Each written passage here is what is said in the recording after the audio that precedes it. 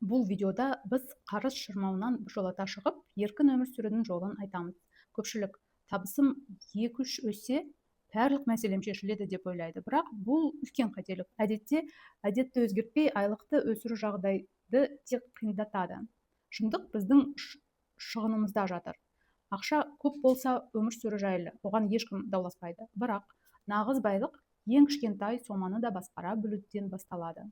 Жүйе болмаса, қанша тапсаңыз да ақшаңыз судай ағып кете береді. Бұған не кедергі? Көбіне себеп балалық шақта немесе ескі түсініктерде жатыр. Мен де бәрін солай бастадым, нөлден бастадым. Ұзақ уақыт айлықтан айлыққа дейін күнелтіп, қарызға батып жүрдім. Маған ақша табу қиын деген сияқты теріс ойлар әсер етті. Бірақ ішкі тәртіптің арқасында бұл шаблондарды толық бұздым. Сөйтіп, өз ақшамның қожайыныма айналдым. Кез келген теріс әдет үкім емес. Оны өзгертуге болады.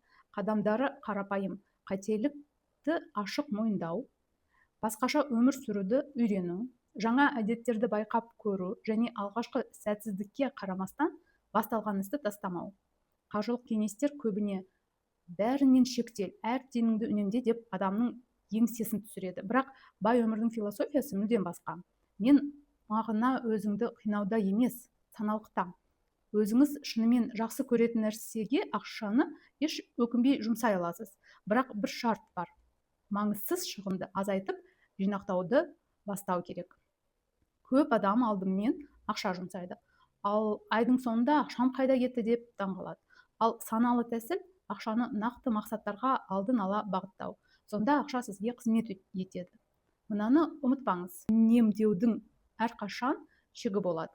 Нөлден аз жұмсау мүмкін емес қой, ал табыс табуда шектеу жоқ.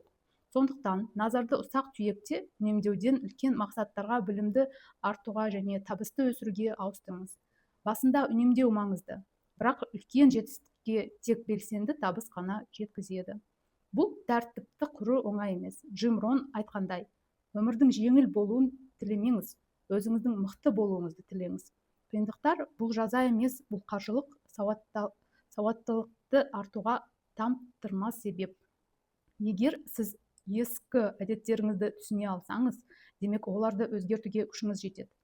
Енді тек бір ғана сұрақ: баяғыдай қарыздан көз ашпай өмір сүре бересіз бе? Әлде бүгіннен бастап жаңа жүйе құрып, өз капиталыңызды шынайы қожайынына айналасыз ба? Таңдау өз қолыңызда.